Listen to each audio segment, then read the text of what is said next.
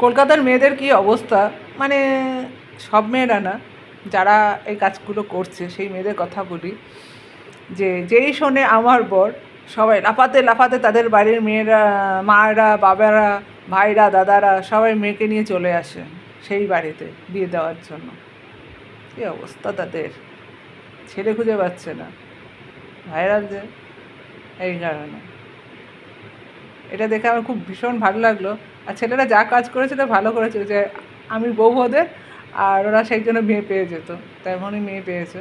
তাই যাই হোক, যেই ছেলেরা বোকামি করে কাজগুলো করেছে তাদের জানাই আন্তরিক শুভেচ্ছা। তার কারণ হচ্ছে তারা জানে না যে এই কাজ করলে কেমন মেয়ে পাবে আর না পাবে। আর যে মেয়েদের, মানে মেয়েরা আমার পিছনে লেগেছে, তাদের বয়স কত, 27, 30, 32, কার 34, কার 35, সেই মেয়েরা আমার পেছনে লাগে। মানে তাদেরকে কি বলবো, তাদের থেকে আমি অনেক বড়, আমার 40 ইয়ার্স আছে, আর 40 ইয়ার্সের বেশি আছে, 43 ইয়ার্স আছে। তা তাদেরকে বলি তাদের বয়সী আমি নই, যে আমার পিছনে লাগার জন্য এত কাজ করছে। আর যারা আমার, মানে বর ছিল, সবাই বলেছে আমার 4টে বর রয়েছে, তো 4টে বরের বয়স বলে দিই, কারোর 46, কারোর 48, যারা বিয়ে করেছে কারোর 27, আমার হাসিও পাচ্ছে, কারোর 32, এরকম আর কি।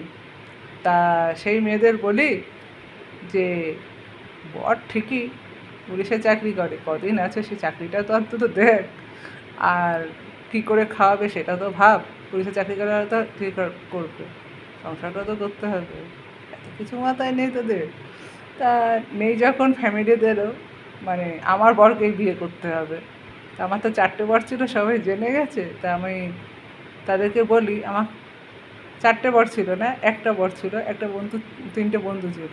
তা বাট সব বর বর বর বর বেরিয়ে গেছে। বর বর এমনই বেরিয়েছে, কেউ কাউকে, মানে আমি সবার বউ হই, মানে কেউ আমায় বিয়ে করেনি, এরকম বর বেরিয়েছে। তা তারাও বিয়ে করে নিয়েছে ওইভাবে, যাতে আমার বললে তারা ভালো ভালো ভালো ভালো মেয়েরা আসবে, দেখতে সুন্দর সুন্দর মেয়েরা আসবে, ছুটে ছুটে আসবে, বলিস বাবা পাচ্ছি না, উফ, তাহলে এবার দৌড়াই, এরকম কাণ্ড। সেটা আবার সৈকতও আবার ইয়ে করে দিচ্ছে, আমি ভালো না, খারাপ, ছেলেদের মাথা একদম চেটে চুটে বেড়ে ব্রাশ করেছে, তারাও বিয়ে করেছে ওইভাবে। শুনছি রাস্তায় আবার সেক্স করেছে, সেক্স করে আবার বিয়ে করেছে, মানে কি বলবো আর, মানে আগডুম বাগডুম ঘোরাডুম, তার দ্বারে হারাডুম। মানে যারা বুঝবেন তারা জেনে যাবেন, আমি আর ভেঙে বলছি না। আর হচ্ছে এই যে কাজগুলো করেছে বাবা মারা, তারপর আবার বাবা মারা আবার ধন দেখাচ্ছে, কেউ গুদ দেখাচ্ছে, মানে কি বলবো আর, মানে অসভ্যতার চূড়ান্ত আর কিছু নেই। আমার রেপ হয়েছে, আমাকে এইসব দেখাচ্ছে, রেপ হয়নি তখনও দেখেছি, এখন রেপ হয়েছে তো আরও দেখবো, বুঝেছেন? এই হচ্ছে কথা, আর কিছু না, সব ভালো তো ওই কারণে। তা আমি কাউকে ছোঁয়া দিই না, টাচ করি না, আমাকেই সবাই ধরে। তার কারণ হচ্ছে যেহেতু আমি মেয়ে, সতী আছি, কলঙ্ক ভাই লাগাতেই হবে, কলঙ্ক না লাগালে এই মেয়েকে হবে না। আমার ডেমার্ক আছে, আমার ডেমার্ক ভাঙতেই হবে, নাহলে তো হবে না, টুটতে হবে, নাহলে যে হবে না, বলতে হবে, নাহলে যে হবে না, গড়তে, ছিঁড়িয়ে মিড়িয়ে ছাড়কার করে দিতে হবে, নাহলে যে হবে না। সব চলছে, দুনিয়া লোকের রবারই চলছে।